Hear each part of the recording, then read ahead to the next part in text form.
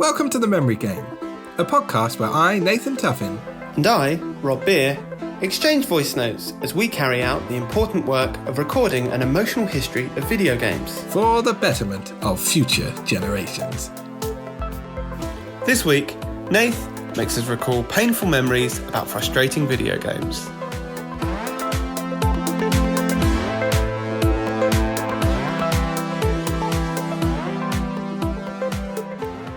Hey Podpal. Once again, my mind has been bursting at the seams with all the things we discussed in our last episode. So in order to relieve that pressure, I have to let some of those ideas drip from my cranial orifices, harden into a luminous wax, and then mould them into another question. Just for you.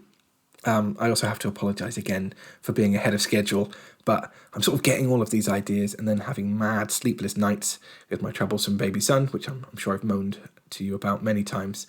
And then I'm losing half the ideas in the fog, so I'm afraid that hurrying these voice notes out is an unavoidable necessity at the moment. So this week, my question links to one of the more negative side effects of loving video games, and that's the sensation of getting frustrated and angry at the games we're playing. So my question to you is, what games have frustrated you the most? And this came to me via two routes, the first being my Mortal Kombat story, where I mentioned how viewing all of the fatalities on a loop put me off the game. But then shortly after sending that message, I did remember that after years without playing any of those games, I got really into Mortal Kombat 9 on the Xbox 360, and then very nearly lost my mind trying to complete the final boss fight against Shao Kahn with Liu Kang.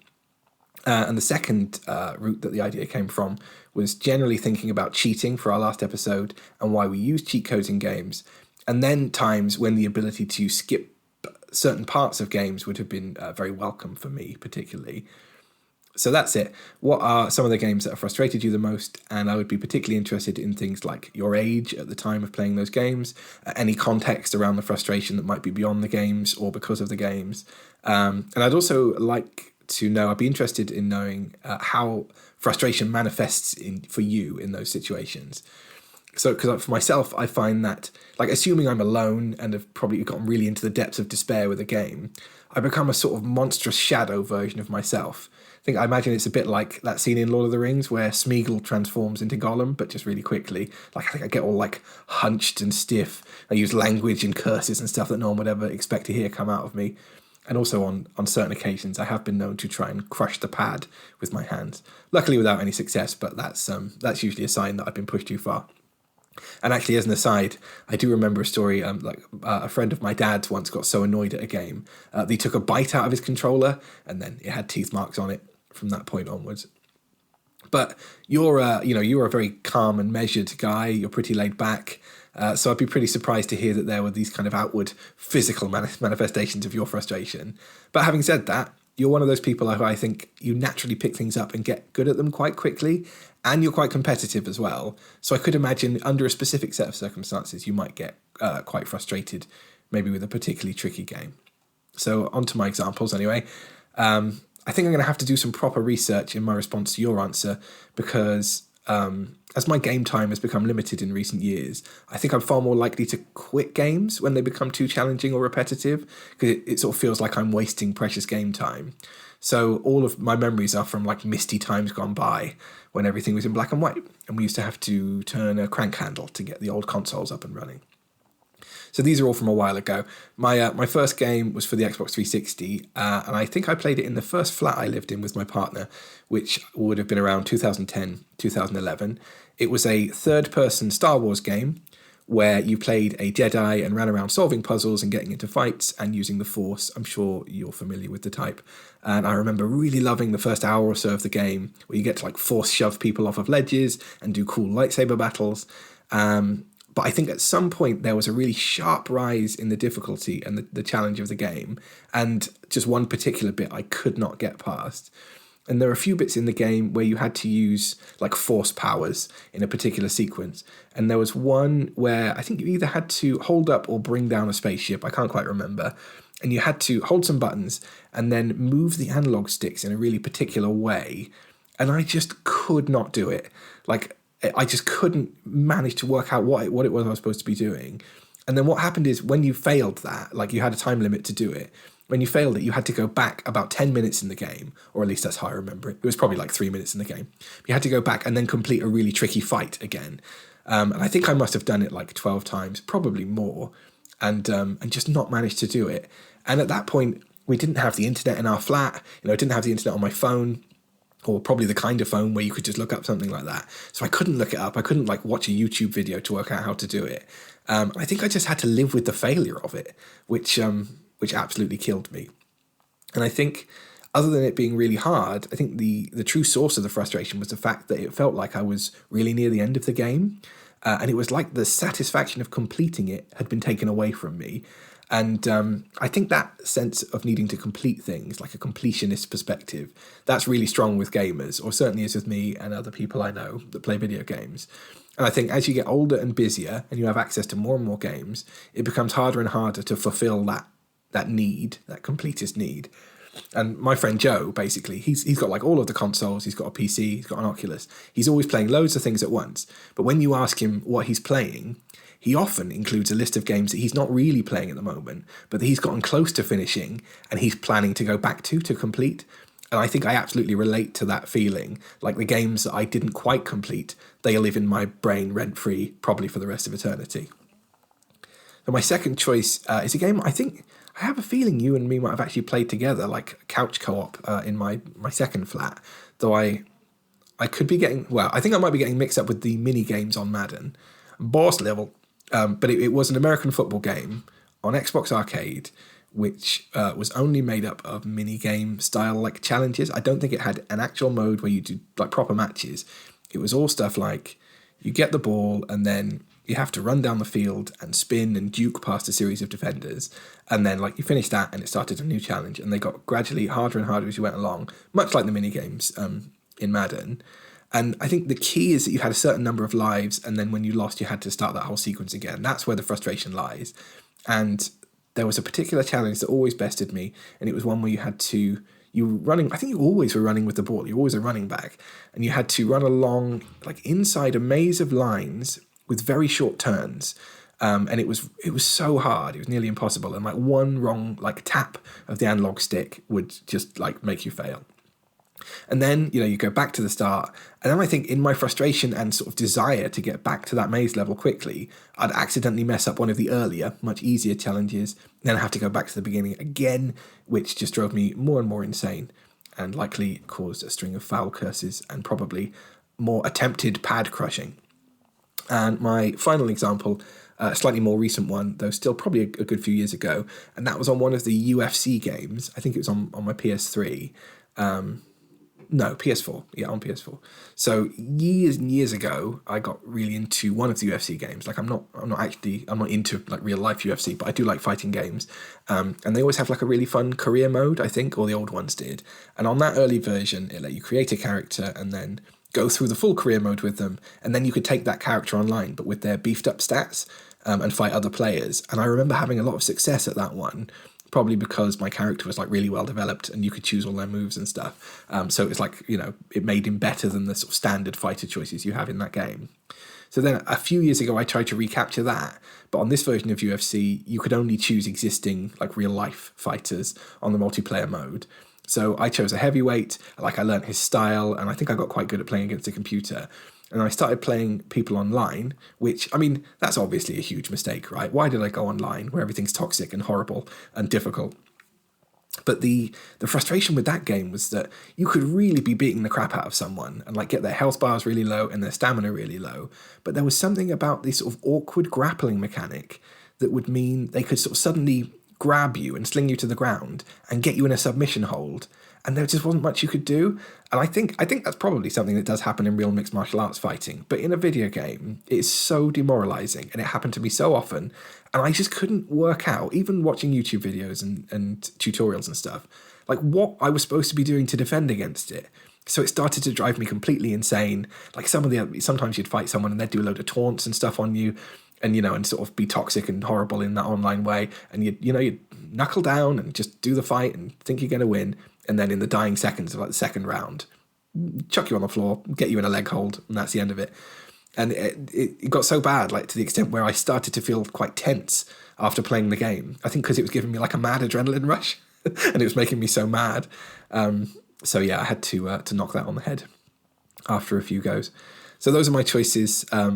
I feel like there should be more from my childhood, and I'm sure there are, but there were definitely times I got frustrated with games, but I think that part of my brain might just be protecting me from those memories. It's like block them out, because I can't really place any. So I'm looking forward to hearing what games have gotten under your skin, or stuck in your craw, or sandied your pants, etc., etc. Bye. This was for Rob, obviously, by the way. Hey, Stresshead. Thanks for the question. So it's taken me a little while to get back to you. I was just really struggling to remember a time that I played a computer game where I was frustrated. Usually just, you play a game, you beat the game, you get all the points, everyone's happy, right? That's a joke, because not everyone is as good as me at games. He's doubled down on the joke. God, sorry. All of this is going to get cut. Oh, thankfully it's not recording. Oh, it is recording. Well, that's disappointing. On with my responses. As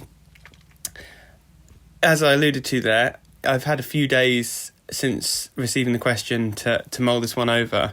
And so there are lots of things that I could mention, but I'm trying to reduce it down to 3 answers, which are sneakily 5 answers. And I've done that by giving 3 categories of answer. So the first experience of frustration playing games are sort of games of skill that require dexterity, or you to do something and just not being able to do it, and it being too hard for you. And trying to think about the age that I was around of this, I've split that into 2 eras. The era of what I'm calling the fiddlesticks era, which is when I was playing the Amiga as a kid. I would have been terrified of swearing, would have thought that saying the word bum was a swear word, and could not have been caught swearing in my house. So you would have caught me airing my frustrations as I failed to beat the levels on Superfrog by shouting "Fiddlesticks!" or even "Foodlepoons," which I think was one that I probably didn't use in the heat of the moment, but was a fancy, invented, or at least obscure fake swear word that I adopted. One of the things that was super frustrating about Superfrog, which was it was the Amiga's version of Mario or Sonic, and it being the Amiga, it had a weird sponsorship tie-in. So the plot line was that a witch stole a prince's girlfriend, and the prince drank some and turned the prince into a frog, but then the frog drank some Lucozade and it turned him into Superfrog. So it's a straightforward platformer, except that the one-up things are Lucozade bottles, or even Lucozade might have made you run faster, or like a little turbo booster thing. We'll have to check on that. But one of the elements to it, which you've alluded to in other games, is it didn't have ROM on the Amiga for storing game saves, and so everything was done via what's it called, codes, wasn't it? Like that's how you saved, that you unlocked the code. You had to write the code down in a little book or on a piece of paper, and that's how you stored the fact that you'd beaten elements of the game. And with Superfrog, one of the dimensions that they added into it was that when you beat the level, you got to spend the coins that you'd gained during the level. So obviously, yeah, as I say, I think there was Lucozades, which were lives, and coins that you could collect as you go along, just like you would in Mario. But rather than it being 100 coins gives you an extra life, you spent the coins in a slot machine, and the slot machine could give you extra lives, or the jackpot was it would give you the save code for the level that you just completed. So if you wanted to progress in the game, you both had to so you start off, you type in the save code from last time, and you start on World 3, Level 2. You have to beat the level and then get lucky enough to succeed at the fruit machine to unlock the save code. And there were levels on that. So towards the end, I never completed the game. I was 2 levels away from completing the game. And there was a level that was just absolutely rock hard. And I felt like I sunk, many a beautiful sunny day indoors with the windows closed trying to beat it. And I did beat it 2 or 3 times, but didn't unlock the code, and then instantly died in the next level, and all of it was lost. And that just, the stakes of that felt too high as a kid. And what was I going to say there? Yeah, just the pressure. You get the yips, don't you? That's the thing. It's not just that you're frustrated, it's that you can see your failure coming, and then something happens, you stand on the spike, or you panic and you fluff the jump, and that frustration is big. So I would have been heavy on the fiddlesticks. Usually jumping out of my seat as well as I do it. Sometimes yanking the console off its ledge or whatever. And then so the later era to that sort of games of skill answer to sort of games that frustrate me was in the F-bomb era. So obviously as a teenager, discovered and fully dived into to swearing. FFS is the specific swear word that I use most still now in frustrating moments where I die at platformers or whatever. But a really memorable one was, I guess I must have been 15. I got for my birthday the Italian Job game for the PlayStation 1. And I never got new games, and I don't know why I was so determined that was the game that I wanted. I wonder whether it was that I remember watching the Italian Job at my uncle's house, and so I knew my auntie and both my mum and my uncle liked it. They were both sort of car obsessed in a way that I'm not and wasn't at the time. I just thought it would be exciting. I don't know if that's it must have been pre-GTA 3, so I was sort of doing things in cars that wasn't just racing. I think that was maybe one of the lures of it. Maybe I thought it was going to be a bit more like Driver, where you had to, you could get out and run between things. But what it actually was just a straightforward driving game. And so what I mean straightforward is it was just a driving game. So there was no levels of it that are outside of cars.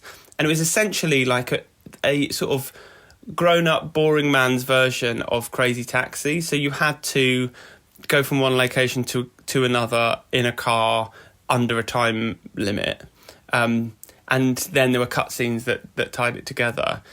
And the fight, again, the sort of penultimate level on that was just rock hard. And what was killer about it was that you needed to have a perfect run the whole way through so that you could afford to lose a bit of time in the final section, which was just too much.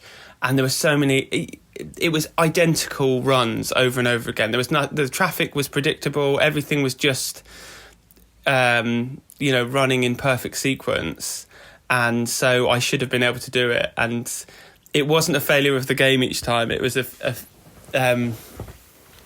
my own failings, and that's ultimately what the frustration often is at, not at the game, but at yourself. Whereas that's another way of subdividing the frustration. Is sometimes you're frustrated at the game for being unfair, because there are games like Spelunky or whatever, or modern platformers where the sequences of them are totally random and unpredictable, and so you can feel frustrated at the sort of unfairness of the universe, that it's given you an unwinnable situation that maybe the games I find most frustrating are the ones where deep down I know it's possible and it's me that's failing. The second category of frustrating games that I thought of was unsolvable puzzles. And so that is one where I'm not blaming myself. I am blaming the game, and I'm blaming these days I'm blaming the designer for being obtuse and ridiculous. But the specific puzzle that I was thinking about was Monkey Island 2, which I owned for the Amiga. And this, I don't know how I had the patience for this game. I think I mostly played it because my dad had bought it, but on the basis that it was supposed to be good, right? He'd heard that it was good. He had nerd friends because he worked with computers, and they'd said it was good, and so he was like, well, let's, we'll try and do this. And so Monkey Island series made by LucasArts, and it's they're point-and-click adventures. So the idea is that your character is on screen, and you point to a part, sort of like 2D cartoon view, and you point to a bit on the screen, then they'll walk over to there, and you can then usually interact with what's there. And Monkey Island specifically, you collect items, so you can sort of pick up the hammer, and then you can use the hammer to do something. But lots of modern point-and-click adventures have simplified it right down to just, you have to explore these environments and take some objects and then put the objects, match them with certain places, and then it will take care of it. But Monkey Island had gone more elaborate than that. So you had to also specify what you wanted each thing to do. So if there was a hammer on the floor, you could either pick up, look at, use, or something else, the hammer. And so it wasn't good enough to just find the hammer. You then had to tell the character what to do specifically to pick it up. And then once you picked it up, you had to either combine it or find the right way of communicating to the computer what you wanted to do with it. So it's rife for frustration. The other frustration of it was that it was split across 7 discs. And it wasn't just that the first disc was the first part of the game and the second was the second part of the game. If you wanted to go from the kitchen of the pirate ship to the galley of the pirate ship, you would have to have a loading screen and then insert the disc and then it load. So realising that you needed to be back in the other room or the other side of the island was just madly frustrating. And it was super frustrating when you had a sense of what you were supposed to be doing, but not the specific way of telling the computer what you wanted to do. And the specific puzzle that meant that I never completed that game, although I eventually did go back and complete some remaster, which was different in ways that meant that I never solved this puzzle. You were trapped on this island, in this first island in Monkey Island 2. It's not even supposed to be a big part of the game, I don't think. And you have to build a voodoo doll of the bully that is around.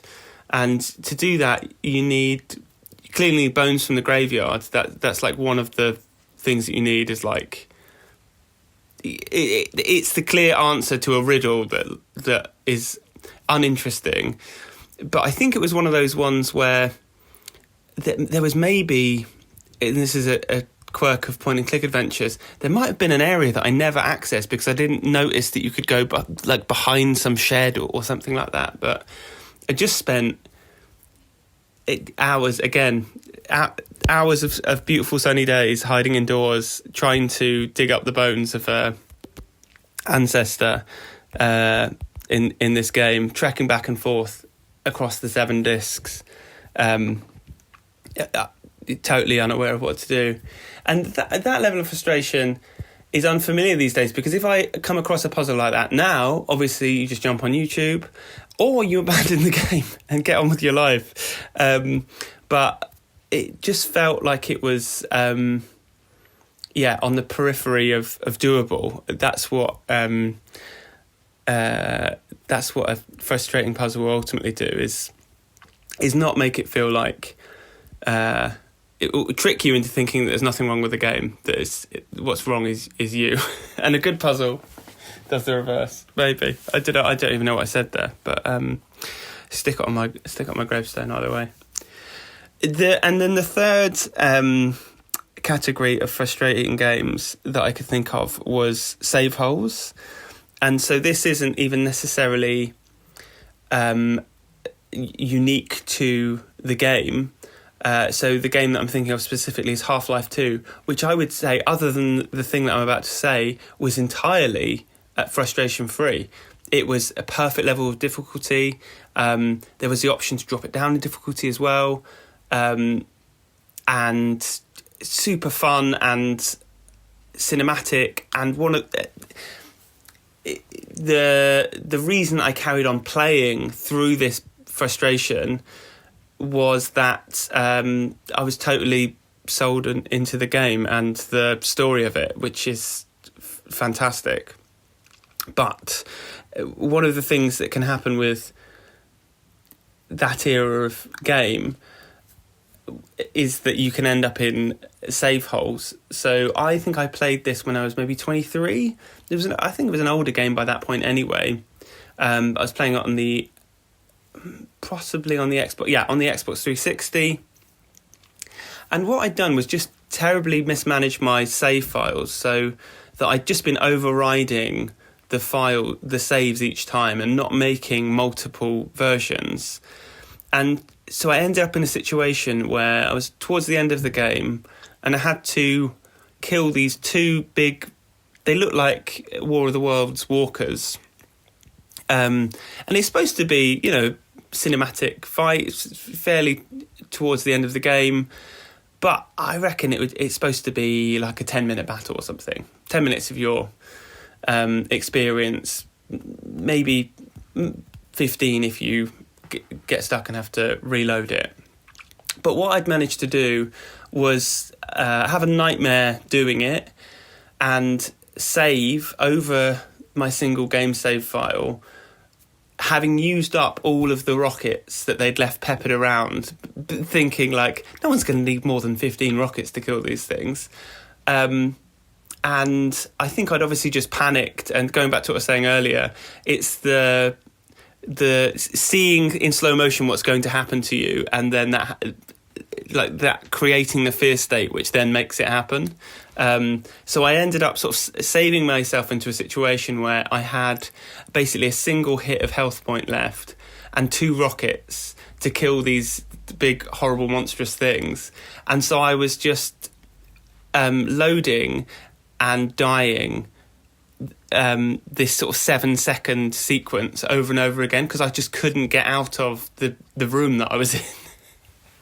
And I think it was maybe a fortnight of me finding chunks of time to play it for 45 minutes to an hour each time, just playing that 7 to 10 seconds. Sometimes manage to get out of the room, try and streak across somewhere to get more health or rockets or whatever, and then eventually getting hit and just giving up, saying I'm done with it, and then dreaming about it at night and reloading it and playing the 7 seconds over and over again. And eventually after 2 weeks, I somehow managed to do it. I guess, yeah, I don't know if an answer came to me in my dream and it was a mixture of skill and puzzle solving that got me out of there, but I eventually managed to shoot it down with some rockets.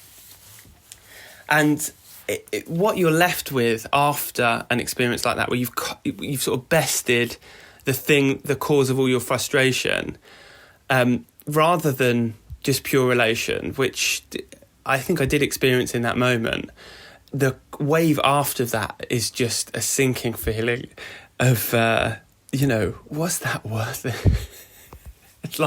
Life is not a dress rehearsal, and I've spent most of this not dress rehearsal playing the 7 seconds of that Half-Life thing over and over again. And that's my sort of counter question to you. Is the what are the experiences you had like that have made you question whether the success like, do the pros outweigh the cons? What are the frustrating games where you've realised that it doesn't marry up, and you've just, you know, you've given yourself 100 frustration points for 5 points of fun. So I think that might have been a long answer. 19 minutes and 41 seconds. Yeesh! Under 20 though, so long pod. Hey, Foodlepoons! The idea of young Rob using sweet curses like fiddlesticks and thinking bum is a swear word is very cute. And also made me realise that my curse response to frustrating games is quite different to yours, even in your sort of older FFS era. In that I don't really exclaim swears or curses. I just sort of talk to the console or the game like it's a person that has wronged me in the most heinous way. And the language and threats that I use become gradually more complex and vile as time goes on and I get more frustrated. So thanks for the excellent examples you gave. The first thing I did was watch a YouTube playthrough of Superfrog for the Amiga, as I'd heard of it, but I wasn't familiar with it. And the first thing that struck me is that it does look sort of quite janky and imprecise, certainly more so than games like Super Mario and Sonic and other games, platformers from that era. So the person that was playing the game was losing health and missing jumps and sort of messing up quite a lot more frequently than you might expect to see than with other platformers. And from what I could see, Superfrog has lives, but also a health bar with 4 notches on it, probably because of how easy it is to lose health and get bashed by stuff. And to answer, research note, your Lucasade question, if you pick up a bottle of Lucasade, it refilled that health bar. It didn't give you extra lives, from the bit I watched anyway. I also watched the slot machine gambling bit, which it absolutely boggled my mind. Firstly, in how much the gambling minigame, looks so much like a classic high-low style one-armed bandit machine, like the kind you would find in pubs, which those games always really confused me. I still don't feel like I fully understand how they work now.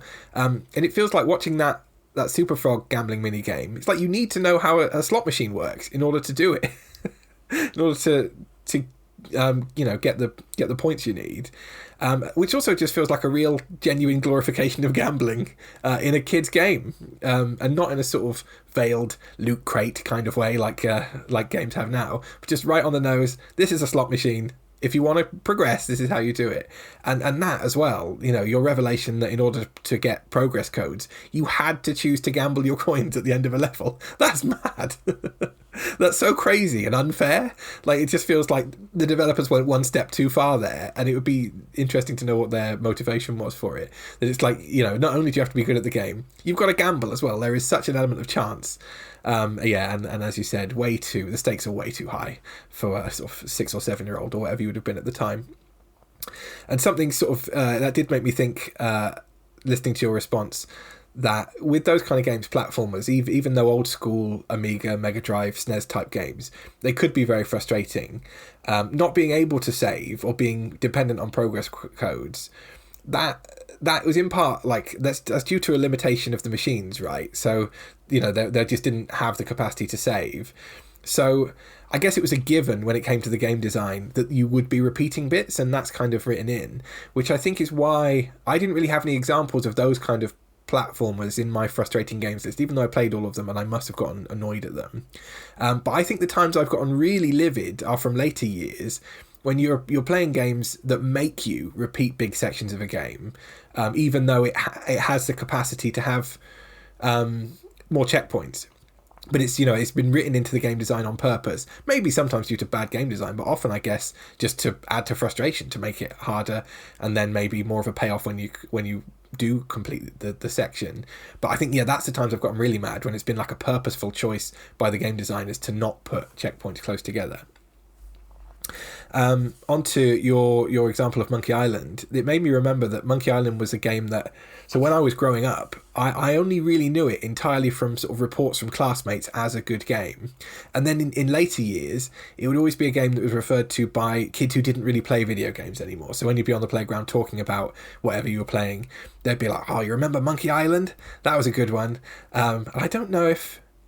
Maybe was it one you might play in a classroom sometime? Like it was on DOS, wasn't it? But Yeah, I don't know. It felt like one that lots of people had played, but I hadn't. And then I ended up playing a later version, or maybe it was a remaster or something like that on the PC years later. And I don't think I really got along with it. And I wonder if it's because, like you said, that the combination of things you needed to do was quite complex. And you couldn't sort of brute force your way through, like with a lot of other point and clicks from the time. Like I had the Blade Runner PC game, I remember. That was point and click. And eventually, if you clicked around enough, you would just find the thing you were supposed to click on and be able to move through to the next section. At least that's how I remember it. But also, I didn't have to keep inserting various game discs, which, well, that's a memory from a time gone by, isn't it? That you just can't believe was ever a thing. I assume it was probably floppy disks, wasn't it? If it was for the... Was it the Amiga? I can't remember what the discs look like, but yeah, it's not having 7 game discs and having to switch them back and forth. What a pain. Then I was thinking about your save hole dilemma on Half-Life 2, and that has given me nightmares. I like to have tidy sort of save games and not have loads of different ones. But I do always have multiple save slots on whatever I'm playing. Ever since years ago, I had a single save slot on GTA San Andreas, and it got corrupted after I'd finished the main story, and I lost all the nice houses and cars and stuff that you get, and had to go back and play a big chunk of the game over, I think, or maybe I just couldn't, had to replay the entire thing. But yeah, that idea of just having one and then it all going wrong and you getting stuck in a save hole is something I'm very familiar with, and it is awful. But having said that, you did complete it in the end after going back over and over again, and it was almost like you sort of imposed a mega hard difficulty on yourself, like a brutal mode, just right at the end of the game, which maybe that made it more satisfying in a way. I mean, you said that it made you think, was it worth it? But I don't know. I think I would have. I think maybe it was. But I really related to that thing you talked about where you were going away and living your regular life, but the idea of going back to it again to try again just like dominates your thoughts, and playing it becomes more like a compulsion than a leisure activity. So it's not even like, oh, I'm going to play some games, I've got a bit of time. It's like, I've got to go back and finish that stupid thing. Got to finish that boss fight. But yeah, well done for managing it in the end.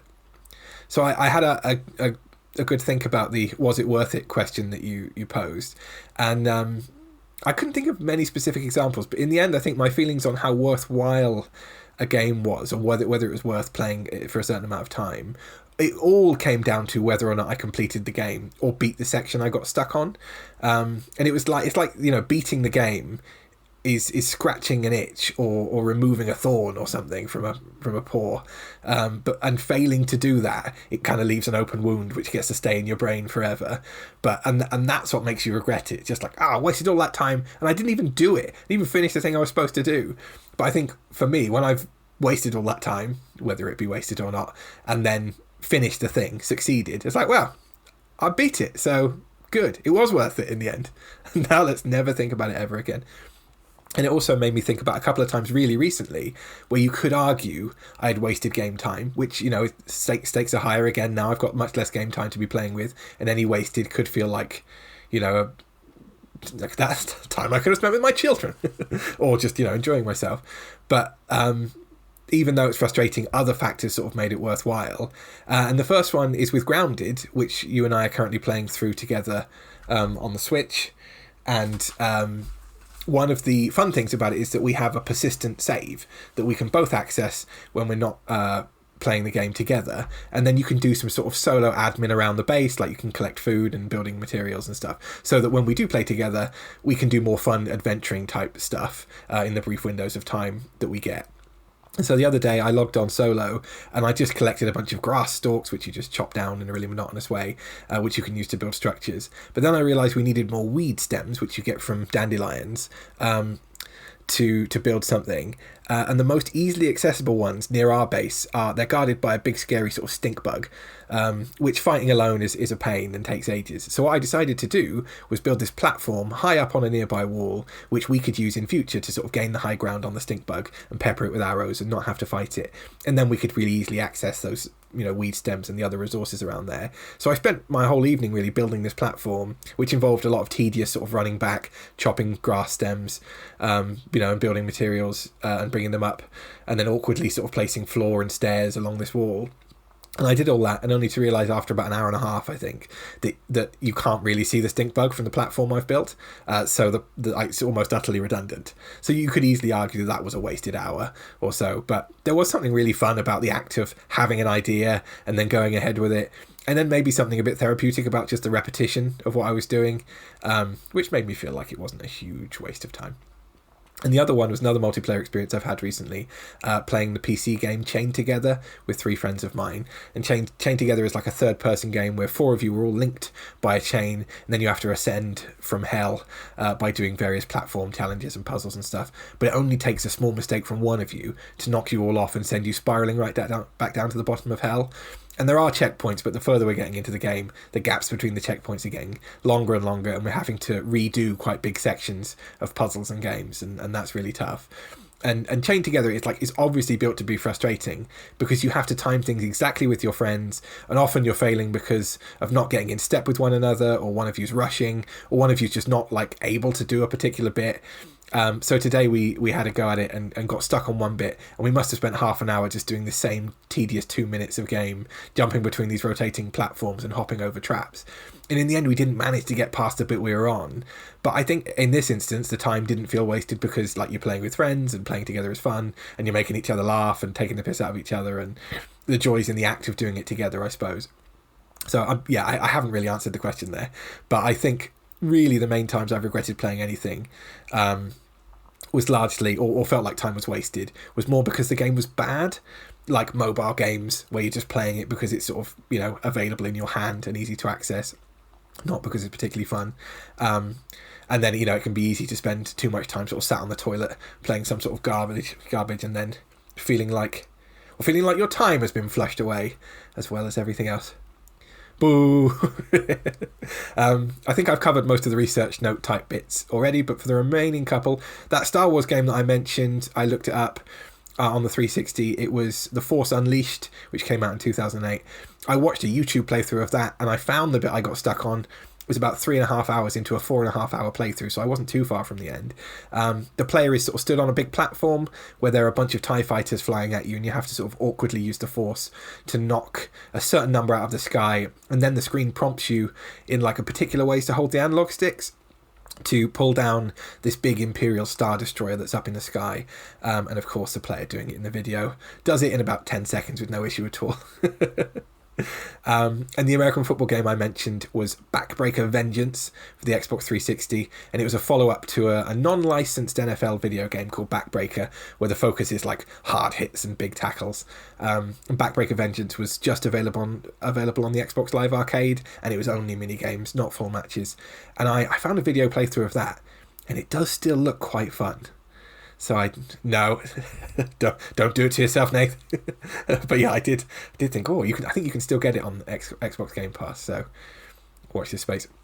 The final thing was that the game my dad's friend was playing when he bit his game controller was Toka Touring Car Racing for the PlayStation, and that coupled with your story about the Italian Job did make me realise that driving games actually do have quite a special place in the pantheon of frustrating video games, certainly for me anyway.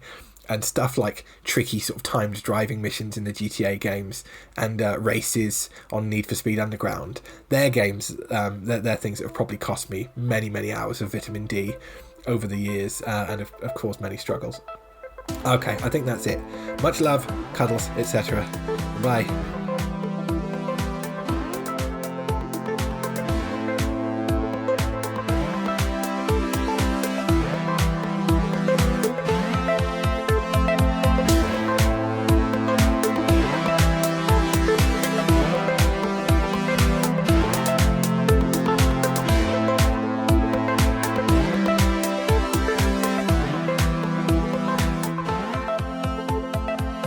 Just a quick note to say that an area that I steer clear from in my answers was the question of multiplayer games, and those are ultimately the most frustrating experiences for me in a way that just stops me from playing them.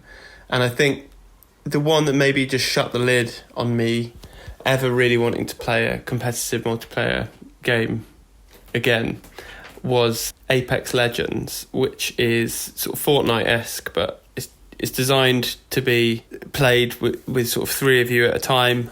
I could never find time to play it with people. My friend Matt got really into it, and the plan was that me, Matt and Tom would play it as a little 3, but we just could never line up the windows where we could play together. And so I was mostly playing it solo in preparation, in training for the rare windows that we'd all have together as a group of 3.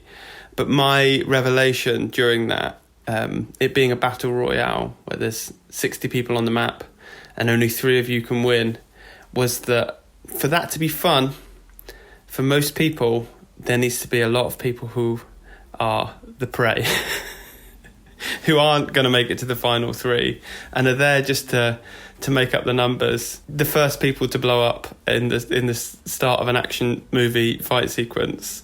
And I realised that was me, that my time at the top of the mountain had passed, and I don't have the effort or the will or the ability to cut it in the battleground of online gaming. Not anymore. And that's why I've sent myself out to pasture. And if you do find me in an online game, maybe Red Dead 2, it'll be sat on a porch in a rocking chair, staring at the sunset, thinking of the times when the whole world was ahead of me. Memory complete. Uploading memory.